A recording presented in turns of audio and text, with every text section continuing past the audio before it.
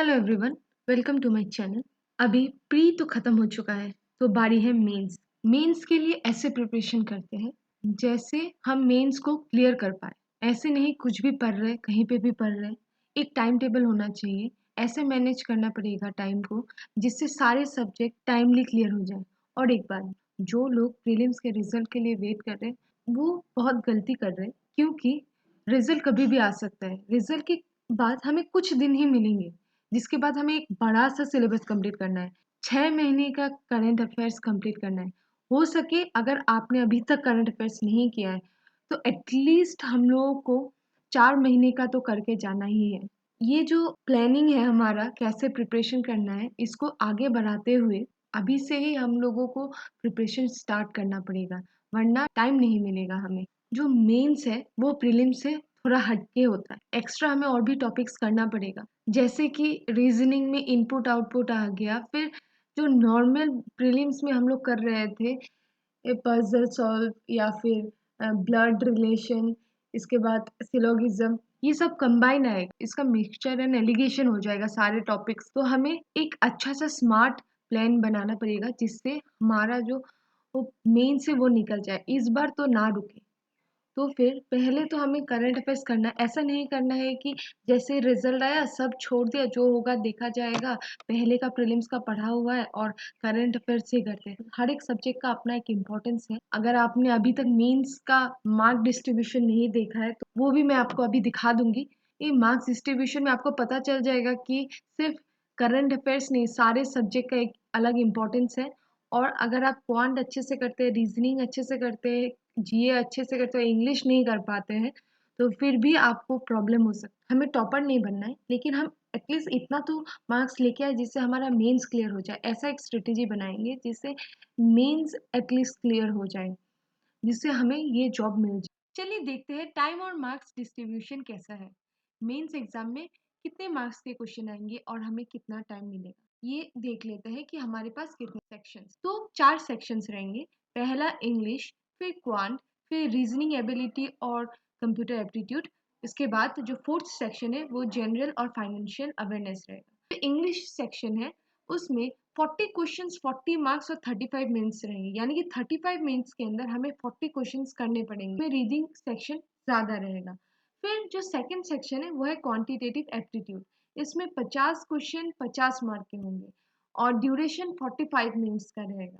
फिर reasoning ability and computer aptitude में computer का पोर्शन थोड़ा सा कम होता है और रीजनिंग का पोर्शन ज्यादा होता है। रीजनिंग में input output, puzzle, logical reasoning जैसे क्वेश्चन रहेंगे, उसके लिए हमें 45 मिनट्स मिलेगा। जनरल और फाइनेंशियल अवेयरनेस के लिए 50 क्वेश्चन रहेंगे, 50 मार्क और 35 मिनट्स रहेगा।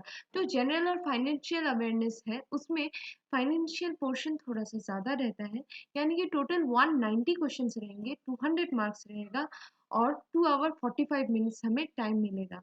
जो reasoning ability and computer aptitude है उसमें हमें 60 मार्क्स लाना है, यानी कि उसका पोर्शन ज़्यादा रहेगा और टाइमिंग 45 मिनट्स रहेंगे। आप देख सकते हैं क्वांट और रीजनिंग के लिए हमें सेम टाइम मिला है, 45 मिनट्स ईच।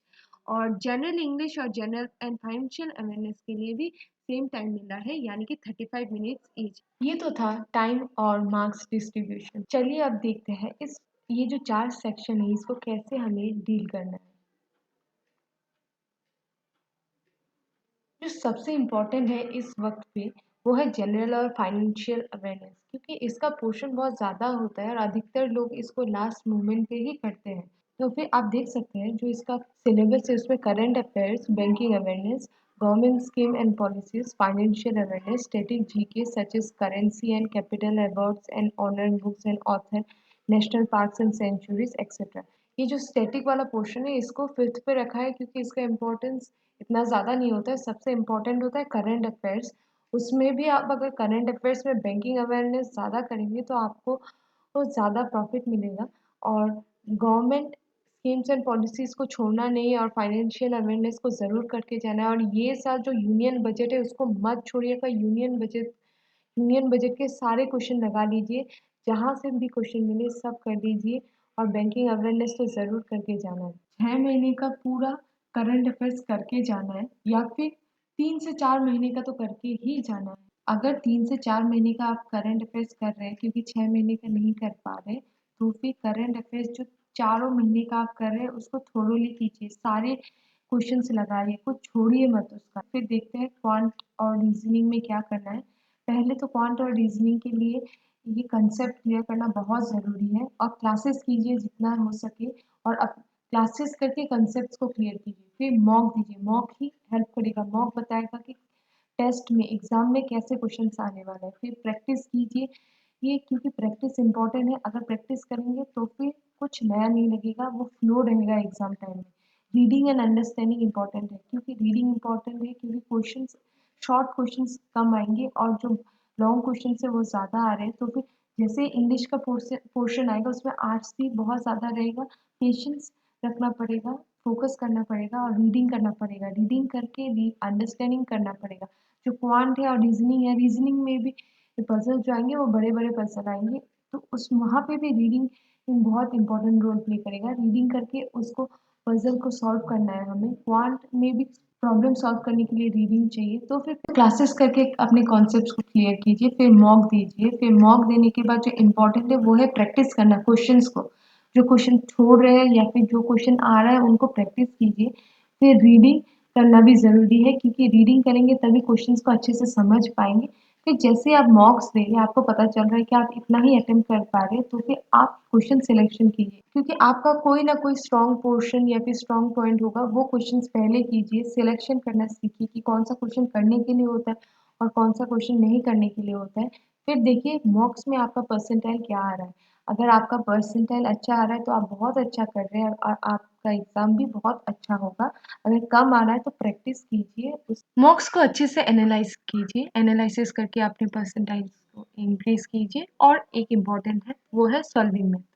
अगर आप देख रहे हैं कि आप जिस मेथड से प्रॉब्लम को सॉल्व कर रहे हैं उस मेथड से क्वेश्चन सॉल्व करने में आपको बहुत टाइम लग रहा है, एक अच्छा मेथड यूट्यूब से सीखिए और अपनी मेथड को चेंज कीजिए, जिससे आप जल्दी से उस प्रॉब्लम को सॉल्व कर पाए। तो लास्ट में मैं ये कहना चाहूँगी, it's never too late to start, यानी कि अभी भी बहुत समय है आपके पास। तो अभी से रेडी कीजिए, तो फिर आपका ये मेंस ज़रूर क्लियर हो जाएगा। ज़्यादा से ज़्यादा प्रैक्टिस कीजिए, ज़्यादा से ज़्यादा मॉक्स दीजिए और चैनल को सब्सक्राइब कर दीजिए।